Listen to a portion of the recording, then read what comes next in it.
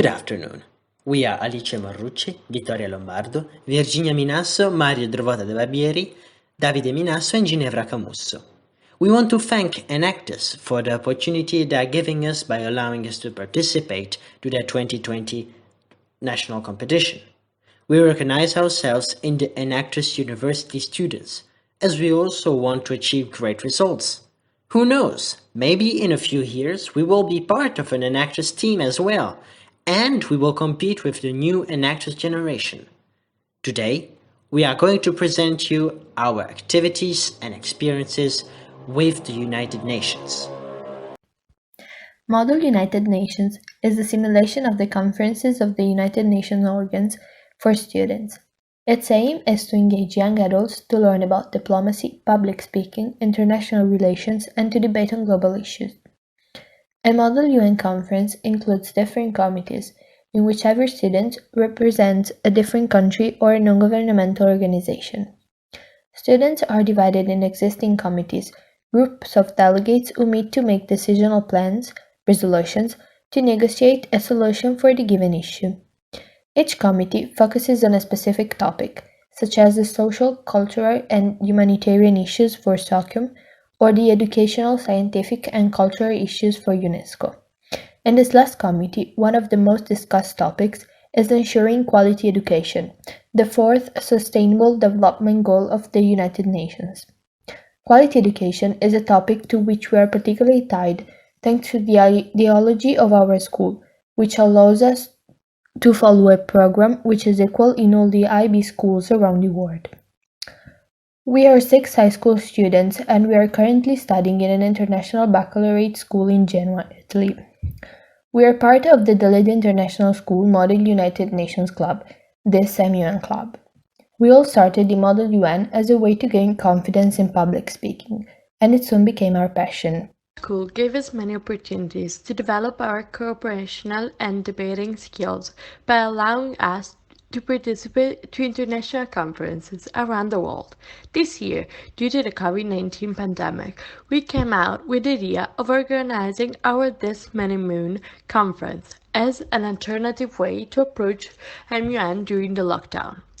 We decided to focus our attention on the United Nations human rights which inherit to all human beings, regardless of race, sex, nationality, ethnicity, language, religion, or any other status. Human rights include the right to education, which we are particularly tied to, thanks to our school's ideology.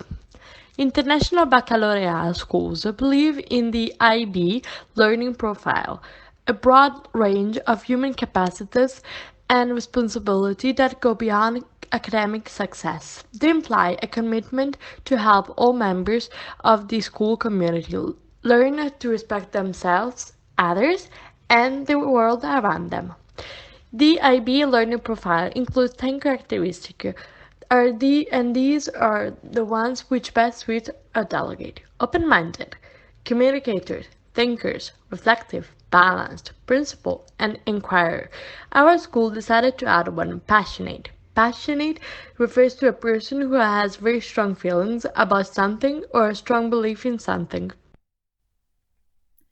We became passionate about the MUN thanks to the learning by doing teaching of the IB, and it has been 6 years since we have the MUN club and we are eager to continue it. Throughout the years, we understood the importance of Model UN as a way to improve collaboration, communication, and thinking skills, which we think are very important for our future careers. At the beginning of April, we started organizing a conference, the This Mini MUN.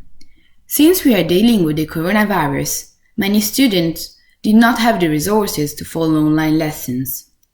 We noticed that humans continue to suffer for gender inequality, especially when we talk about education in less economically developed countries. Therefore, we decided to include the topic in the UNESCO committee to raise awareness on this fact, measures to improve women's education in LDCs. In the conference, there were 3 committees and the International Court of Justice. All the delegates had fruitful debates, despite the difficulties on social distancing. All the committees came up with a valid solution for the topics, especially in the UNESCO committee, where too close passed in order to solve the problem on women's education in LDCs. This is what the House passed. The delegation of People's Republic of China urged the committee's members to conduct lectures in countries with low literacy rate in order to make sure that LEDC's communities become aware of the educational programs offered by the UN NGOs. The delegate also recommended to raise awareness on the importance of investing on women's education. Moreover, the committee discussed on allocating teams of teachers and professionals, which will help in the realization of effective school systems and programs in LEDCs. While the delegation of the United Kingdom proposed to launch awareness campaigns operated by volunteers in order to educate LEDC's communities on the importance of women's education, and to conduct workshops with the same aim. Furthermore, the delegate proposed to increase the public services and facilities to allow women to go to school and have a professional career.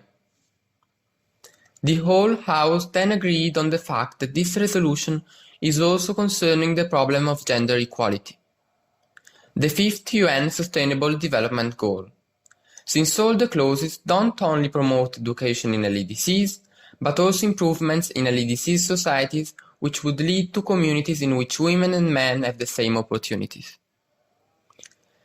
These are just few examples of solutions which were debated during the conference, in which delegates showed their diplomatic skills to agree on action plans in order to solve the issue at hand.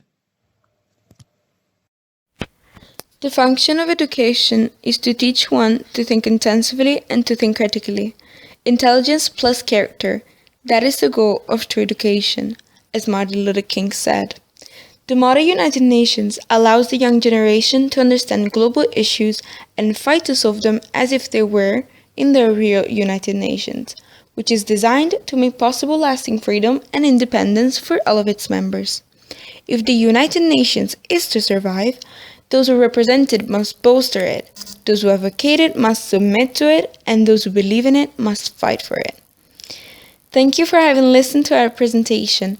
We hope to have inspired you to start a Model UN club in your university if you do not have one yet. We want to thank again Enactus Italy for this wonderful opportunity. Here are our contacts if you would like to discover something more about the Model United Nations.